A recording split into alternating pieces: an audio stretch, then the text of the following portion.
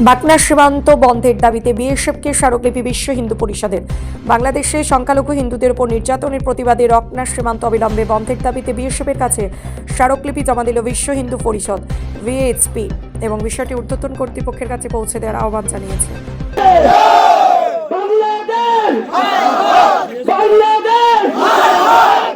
নিধনযজ্ঞ চলছে। আমাদের হিন্দু পরিবারগুলা বাংলাদেশে সংকটাপন্ন অবস্থা, তার জন্য কোনো পদক্ষেপ নিচ্ছে না।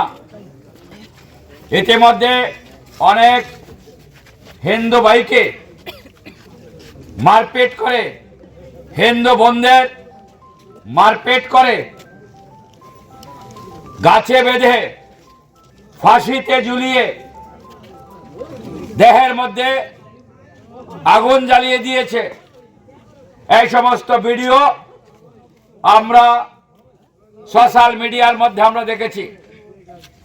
গত পরশুদিন একটা মাকে এত প্রচন্ড ঠান্ডার মধ্যে তাকে একটা গাছে বেঁধে বেধড়ক পিটিয়েছে এবং ঠান্ডা জল তার মাথার উপর ঢেলে দিচ্ছে আমরা দেখেছি।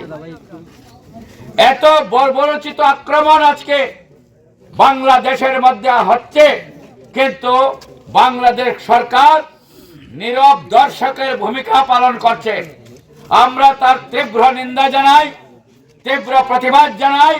ইতিমধ্যে যদি বাংলাদেশ সরকার এগুলো বন্ধের জন্য কোনো পদক্ষেপ গ্রহণ না করেন, আমরা ভারতবর্ষের বিভিন্ন জায়গায় আমাদের প্রতিবাদ চলবে বাংলাদেশের সরকারের বিরুদ্ধে।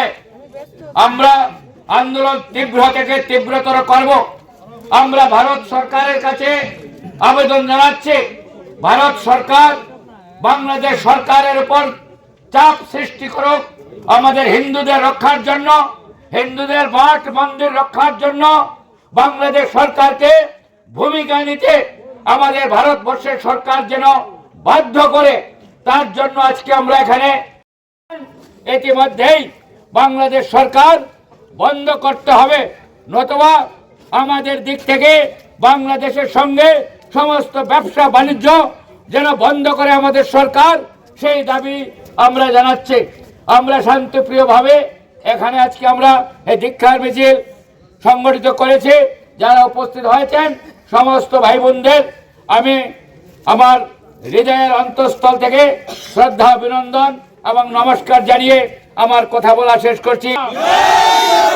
জয় জয় শ্রীরাম, জয় জয় শ্রীরাম, ভারত মাতা কি, ভারত মাতা কি।